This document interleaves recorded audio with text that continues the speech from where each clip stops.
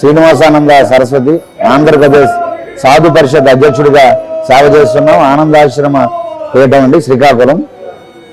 తిరుమల లడ్డు విషయంలో వైసీపీ చేసిన పాపం ఆధారాలతో సహా బయటపడింది. అయినా వారు దాన్ని ఒప్పుకోకుండా సమర్థించుకోవడంపై మీ అభిప్రాయం? వాళ్ళందరూ వైసీపీలో ఉండేటటువంటి జగన్మోహన్ రెడ్డి నుండి వైవి సుబ్బారెడ్డి, కరుణాకర్ రెడ్డి చాలా దుర్మార్గులండి.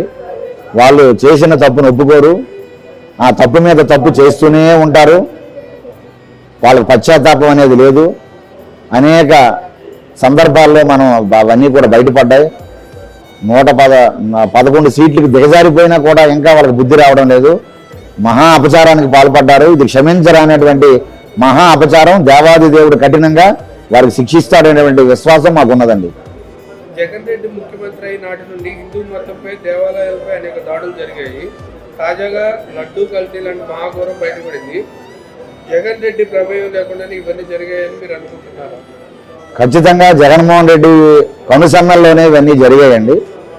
ఎందుకంటే గత 5 ఏళ్ల పాలనలో జగన్మోహన్ రెడ్డి ముఖ్యమంత్రిగా ఉండేటప్పుడు చాలా ఆలయాల మీద దాడులు జరిగేటప్పుడు ఎక్కడ ముఖ్యమంత్రి ఒక ప్రెస్ మీట్ పెట్టి తప్పు జరిగిందని ఖండించడం కానీ, దోషుల్ని పట్టుకుంటామని చెప్పడం కానీ ఎక్కడా మాట్లాడలే. సరికదా పిచ్చివాడు చేశారు, మతి స్థిమితుల వాళ్ళు పగలగొట్టేశారు. ఆ రాత్రి ఎవడో వెర్రివాడేమో ఆ విగ్రహాలు పగలగొట్టాడని హిందువులను పిచ్చివాళ్ళు చేసి మాట్లాడారు. కాబట్టి ఆయన కనుసన్నల్లోనే జరిగాయి. కాబట్టి కొడాలి నాని, పేర్లు నాని వాళ్ళ వ్యక్తులు సిమెంట్ విగ్రహాలు విరిగిపోతే చేయలే కదా, ఆ విగ్రహాలు విరిగిపోతే సిమెంట్ బొమ్మలే కదా అని దేవతామూర్తులు కించపరిచి మాట్లాడారు.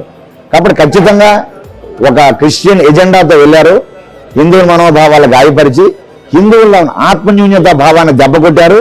అందులో భాగమే దేవాలయం మీద దాడులన్నీ కూడా చేయించి ఎవరిని పట్టుకోకుండా, దోషుల మీద కనీసం ఎంక్వైరీ చేయలే, కేసులు పెట్టలే, ఎవరిని పట్టుకోకుండా హిందూ సమాజాన్ని వంచారండి.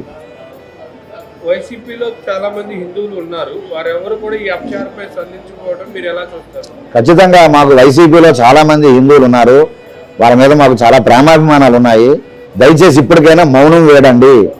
నిండు సభలో ద్రౌపది అమ్మవారికి ఆ వ్యవస్థను చేస్తుంటే, చీరలు బట్టలు ఇప్పేస్తూ ఉంటే, ఆ రోజు మంచి వాళ్ళందరూ మౌనం వల్లనే మహా కురుక్షేత్ర సంగ్రామం జరిగిపోయింది, అరిష్టం జరిగింది. అలాగే వైసీపీలో ఉండే హిందూ ధర్మం మీద విశ్వాసంతో ఉండే పెద్దలు మేము ప్రేమతో కోరుతున్నాం.